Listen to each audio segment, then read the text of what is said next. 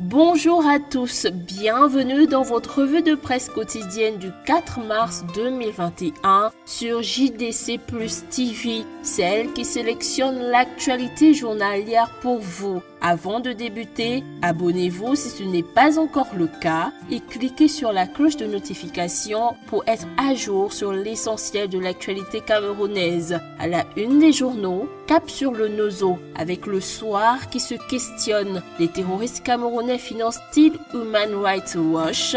Info Matin répond avec le rapport de la honte de Human Rights Watch en soutenant que cette ONG spécialiste des coups tordus aurait reçu de ses financiers ambazoniens basés aux USA 2 millions de dollars, soit plus d'1 milliard de francs CFA pour ternir une fois de plus l'image de l'armée camerounaise. La météo appuie en s'interrogeant sur l'ambassade des États-Unis. La chargée d'affaires, complice de grossières manipulations, au regard des derniers témoignages de cette ONG sur de supposées extractions de l'armée dans le sud-ouest. Nous faisons un bond en avant en économie avec le quotidien Econews sur l'affaire Lebou-Essi où l'État récupère plus de 6 millions de francs CFA, à lire en page 3. Le quotidien L'économie, quant à lui, traite de redevances superficielles. Le Cameroun réclame les impayés de 16 sociétés minières.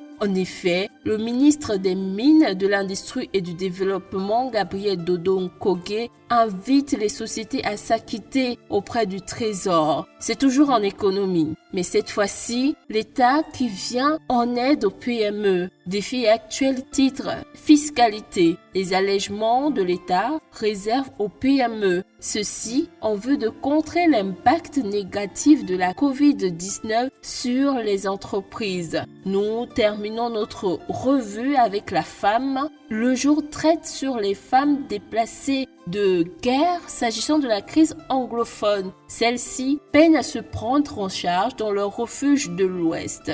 Toujours s'agissant des femmes, nous allons à l'Assemblée nationale. Cameroun Tribune titre La touche des femmes qui constitue aujourd'hui 33% des effectifs, soit 61 sièges. Une nette amélioration, mais des efforts doivent encore être consentis, surtout lorsqu'on sait qu'elles représentent un peu plus de 50% de la population camerounaise. C'est tout pour aujourd'hui. Merci de nous avoir suivis. Rendez-vous demain pour un autre numéro de votre revue de presse quotidienne sur JDC Plus TV.